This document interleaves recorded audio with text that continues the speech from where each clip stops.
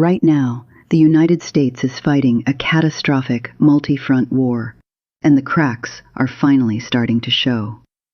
Just hours ago, President Donald Trump publicly detonated America's most important alliance, blasting NATO partners as paper tigers over their total lack of support for the ongoing U.S.-Israeli military operations against Iran. At this exact same moment, the U.S. homeland is plunging into travel chaos, with massive security lines paralyzing major hubs like Houston Airport. The world is watching a superpower stretch itself to the absolute breaking point, fighting a massive foreign war while its own domestic infrastructure begins to freeze. But if you listen to the government, everything is going exactly according to plan. U.S. Secretary of State Marco Rubio just stood before reporters and confidently declared that the United States expects this devastating war with Iran to conclude in a matter of weeks, not months. Rubio is trying to sell the world the illusion that overwhelming American firepower is about to secure a clean, rapid victory, claiming that U.S. allies are even open to helping escort commercial ships through the Middle East. But the hard data tells a terrifyingly different story. We are currently in the 4th week of Operation Epic Fury, and the sheer scale of the bombardment is staggering. The U.S. has fired 850 Tomahawk missiles at Iranian targets, more than the entire 2003 invasion of Iraq. Experts have even identified the use of advanced precision strike missiles, PrSM, in deadly strikes on towns like Lamerd. Israel has joined the onslaught, heavily bombing nuclear and industrial sites in Tehran and Isfahan, including the Arak heavy water plant and critical steel facilities. Yet, despite this unprecedented firepower, Iran is not surrendering. They are mobilizing. The situation is so desperate that senior Islamic Revolutionary Guard Corps officials have announced on state television that children over the age of 12 are now permitted to join armed street patrols and checkpoints. Furthermore, drone footage confirms that Iranian missile strikes are successfully penetrating defenses, causing extensive damage in the Israeli city of Arad. And now the war is officially spilling out of control. The conflict is no longer contained to Iran and Israel.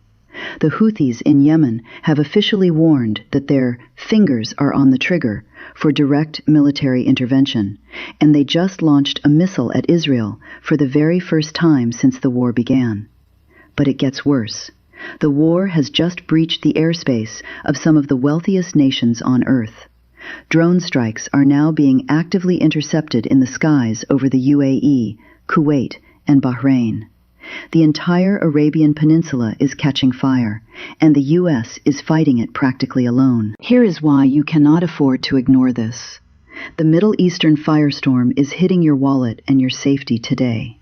This war is hemorrhaging money, costing the U.S. an estimated $16.5 billion by just day 12.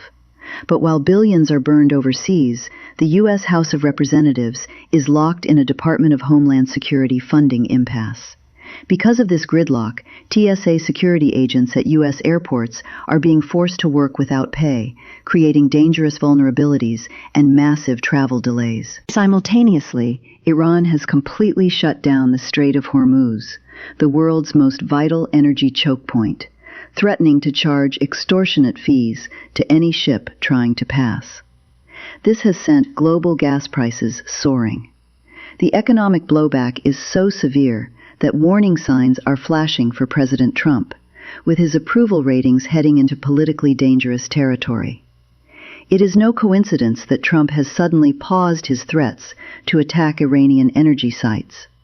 Military experts are questioning if this is a desperate pivot to back-channel diplomacy to stop the domestic economic bleeding. While America drains its resources and its citizens pay the price at the pump, one man is quietly winning this war: Vladimir Putin.